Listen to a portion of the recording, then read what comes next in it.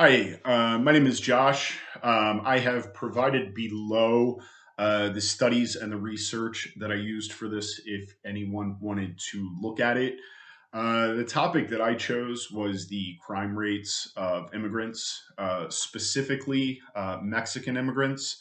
I picked this topic because of the barrage of media surrounding immigration and crimes committed by immigrants, especially when we enter an election season, as this rhetoric ramps up every season, and it is nonstop until we get through the election, at which time it suddenly relents. I think this is an important topic. I think this is an incredibly important topic because I do not believe that immigrants commit more crimes than natural born citizens. And I believe that lying is not an acceptable form of public discourse. If you have a problem with immigration, or if you have a problem specifically with immigrants, those things I think need to be founded in something legitimate. My sources for this were a mix of government data as well as research that looked at raw data. Obviously, I chose all of these types of things because my topic is really a numbers game. It is purely a numbers game at the end of the day. Do immigrants commit more crimes than natural born citizens? Without getting into the weeds too deeply or the finer points, the answer is immigrants commit fewer crimes than natural born citizens. Legal immigrants and undocumented immigrants commit fewer crimes than natural born citizens. This information is actually referred to as the immigrant paradox. The reason being that all of the stressors associated with migrating theoretically should point to increases in deviancy, but it doesn't. It actually ends up with lower amounts of deviancy. There are a few theories as to why this is. Number one, obviously, migrating to a new country in search of betterment. If you get there and you start committing crimes, those acts are antithetical to your stated purpose. You are moving somewhere in search of betterment, and committing crimes, doing illegal things is just completely antithetical to that. It does not make sense.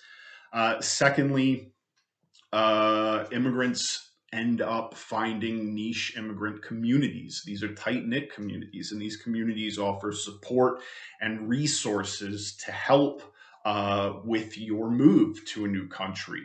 There is also the fact that you don't want to upset the balance of these communities, so you stay the straight and narrow. I think the most important tie to class and book material in this topic is it's going to be Marx's conflict paradigm. Our understanding of immigration and the economy and crime is fed by media and politicians, which is, an entirely separate conflict paradigm. Uh, the truth is that both legal and undocumented immigrants have been found to overwhelmingly offer a net benefit to country and community. More immigration is better for community as a whole. But when we talk about immigrant crime and what immigrants do to wages, we are creating this weird subcultural class war that is based on nothing. It's based on absolutely nothing of substance. It's just for all intents and purposes, it's lies created to get people angry at a situation, to place their focus other than where their focus should be.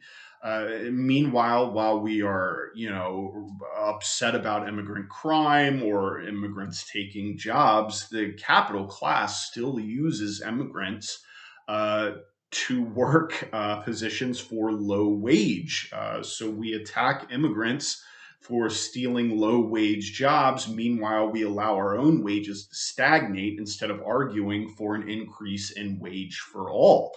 That would be a benefit to our shared class identity with these immigrants. But all in all, the takeaway here is that immigrants provide a net benefit to the communities that they enter, and immigrants, both legal and undocumented, overwhelmingly commit less crime than natural born citizens. Thank you.